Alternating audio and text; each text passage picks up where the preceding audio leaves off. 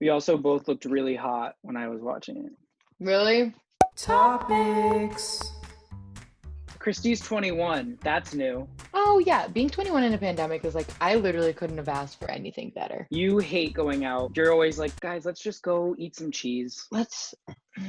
Happy Pride, everybody. This is the Pride edition of Topics. What was your first exposure to anything gay? My first exposure to anything gay was a series called Degrassi. I would sneakily watch it in my bedroom, and on the remote that I had, there was a last button, which would allow you to go back to the channel you were in previously. If I heard some footsteps, I would flip the switch. No. But the first character that really opened my eyes to what being gay was Marco. He started off as a straight character. I really think that shows like that are super important. Social topics that are explored in a way that isn't exploitative. The show talked about being HIV positive. That was the first time I ever saw someone transgender on TV was in Degrassi too. I mean, I'm curious to go back and watch and see how accurate things were. But at the time it was like, oh my God, this is what this means. Yeah. And everyone also called me a gay every day. I don't remember what my first exposure to anything gay was. Honestly, maybe like Pretty Little Liars, Shay Mitchell. No, I wasn't in love with her. What? So we both mentioned people from media rather than people in real life. SpongeBob. Yeah, tell them when you first saw SpongeBob, when you were 13. When I was like 25. Because my mom wouldn't let me watch it. That's right. Her mommy wouldn't let her watch SpongeBob. She's one of those kids, guys. You and I have both really, really gotten into Pose. Over this quarantine, it has been an amazing experience. Has brought me so much joy and comfort and happiness and knowledge. Yeah, Pose is one of those shows that really just opens your mind. People from the ballroom scene in the 80s and 90s just like fought for each other like more than I think any given family would.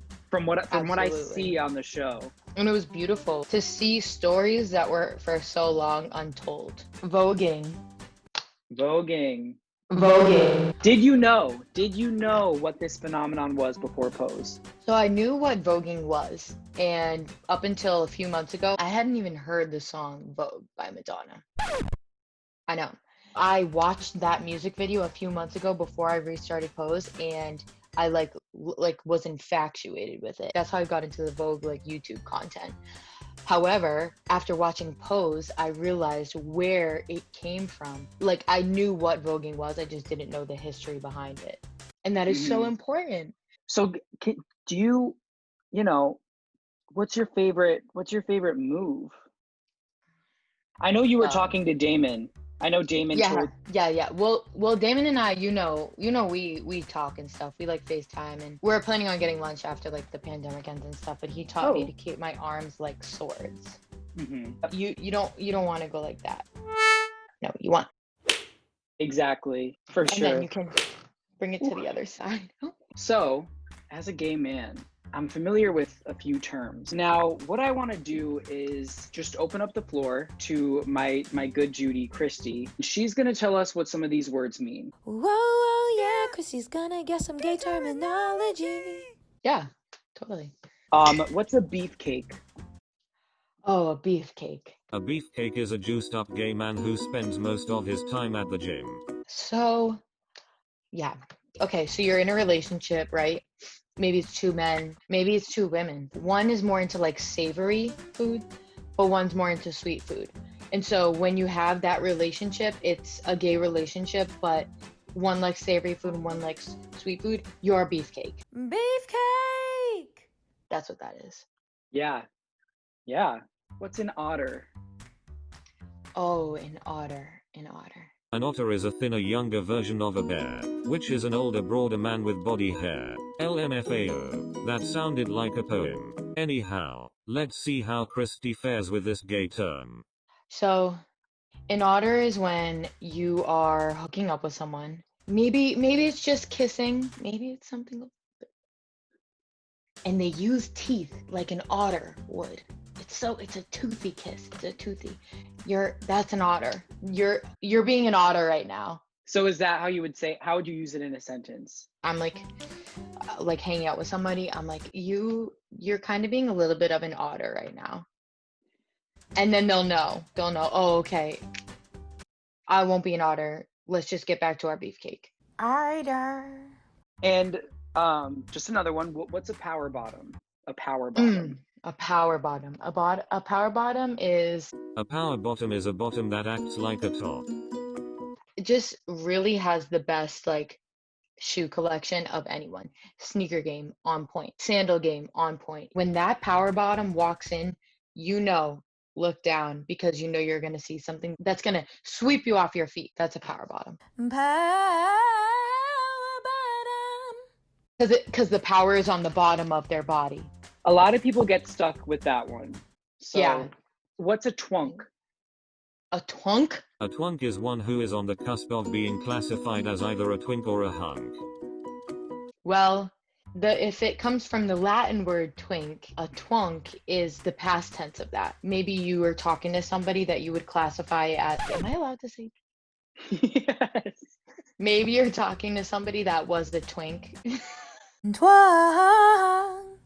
Now, is this just for gay men relationships? Yes. So this is very, I don't want to say heteronormative, but they're very like homonormative, because the LGBT community is not just made up of gay men, cis gay men, which is why I want to talk about identity and expression for a second. This is really interesting because I think obviously as humans, we are like ever evolving people, right? But as someone who has been told that they were gay before they even knew it themselves or what it meant, it was always on the back of my mind, and I knew that it was a negative thing because it was being said in a negative way around me or about me. So when I grew up and sort of came to terms with like, I don't have the strongest attraction to women, I have a stronger attraction to men. So I was like, oh, I'm gay. So I came out and I was comfortable with that. But now I almost feel like if you're not pansexual or open in some way, then you're sort of denying yourself this opportunity to experience what people in this world have to offer. Definitely. Or the connections that you can have. So yes, I am gay. I know that I'm gay. I'm not going to pretend that I like women just because I want to have that like masculinity about me, but I'm also not closed-minded, and I know that I could fully fall in love with a woman or just be interested with a woman at some point in my life. I fully get that. I can relate to being told what you were as a young age. You know me, like I was that sporty girl, that tomboy, and people were telling me the same thing, like, oh, you're a lesbian. So those things, they do go into your mind, and they do like play a part in like how you move about the world. But I think once I learned about the spectrum, the sexuality spectrum, it was like my whole life made sense. You don't have to be 100% anything. You can be fully open with just being yourself. When I entered college, there was no like, is he not? I think it was just assumed for the most part. But now imagine me being like, everyone, hey, I've changed my mind, and I think that I am open. Like and that's why I'm not going to do that. I'm an ever evolving person, and I'm just not going to deny myself that anymore. And there is something to be said about about having an identity. So when you were younger watching RuPaul's Drag Race, and you saw yourself in the people that you were viewing on television, and I think like as human beings, for us to be able to like see or hear about an identity and feel comfort in that and find community in that, that's so important. RuPaul's Drag Race is my favorite show on television. Here's the thing. If a show like Drag Race was on when I was a young kid, I would be the most like carefree, like there would be no even like ounce of internalized homophobia in my head. We all have it to some degree. Many of us won't go out on the street wearing. I love. Christy loves me in a Devon crop top. in a crop top. Work. I'll propose to you right here. You know what I mean? Like if Drag Race was on when I was a young kid, if I was watching it as a young kid, like all of that would be gone. And actually watching it is ultimately what led me to coming out when I did as a senior in high school. What does pride mean to you? There's so much injustice in this world and so much hate and lack of acceptance.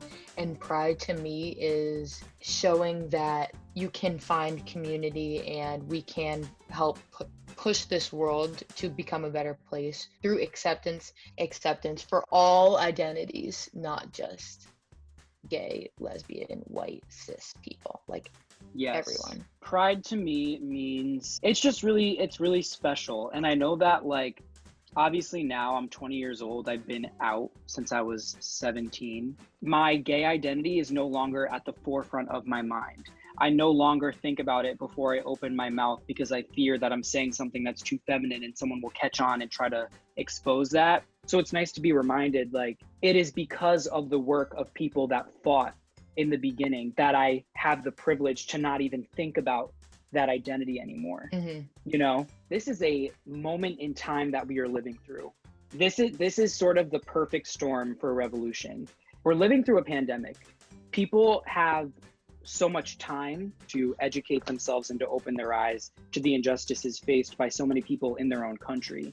And I think if it weren't for that extra time, I don't know if people would have felt as invigorated to get involved and to go protest. To buy books. We are finally seeing white people putting in the work that they've needed to do for so long to learn about the things that they did, realistically. Yeah. Media is helping me personally so much, learn so much, like watching Pose. I can read all I want, I can do all of that, but those stories to be told on such a mainstream like production network is incredible. And things like that, I believe, should be mandatory for like everyone to watch. It's important to recognize, specifically with this month, Pride Month, people within the LGBT community did not get their rights from being silent and protesting peacefully. They had to fight for that. Black Lives Matter, Black trans lives matter. People are tired, they've had enough, and you know, that's just the reality of it all. Who are we supporting this week? Who are we dedicating this video to? This week's video is dedicated to For the Gworls Party. They are an organization that raises funds to assist in Black trans folks' rent payments, as well as gender-affirming surgeries. To donate to both the rent and the affirmative surgeries, you can go to the link in our description. You can also follow them at For the Gworls, at FORTHEGWORLS on Instagram. Using the link in their bio, you can apply to the medical fund and or assist by donating to the medical fund in addition to the rent and surgery fund. And this is for Black trans folks. We thought it was important to support an organization that supports Black trans people, especially now being Pride Month, but also, obviously, importantly, being the biggest Black Lives Matter movement we've seen in my lifetime, at least. We're very happy to be supporting them, and any donation helps, and we'll be linking that in our bio. Christy and I just kind of want to get this out of there. We did get stopped the other day by a few fans in public. And we just want to say that while we appreciate all of you coming up to us and asking for autographs, pictures, things like that, we ask that you respect our privacy as well. This is our dream. It really is both of our dream for this to happen, but you're doing too much. You're doing too much. Like, we appreciate the support so much. The video we just recently posted, 90 views, 90. And like, and two likes. Like, Christy, I don't know if you've done this yet. Think in your mind, like, picture 90 people in a room. You can't. You can't. It's too many. It's part of the territory. And I know that we asked for it by embarking on this journey of celebrity and fame. We just didn't expect to get to the A-list so quickly. I mean, like, yes, I get lunch with Rihanna like every Wednesday, but that doesn't mean you have to stalk where we're going, hack my phone to see my text with her. Also, stop using Rihanna to get through to us. Are you kidding me? Like, If anything, you should be using us to get through to her.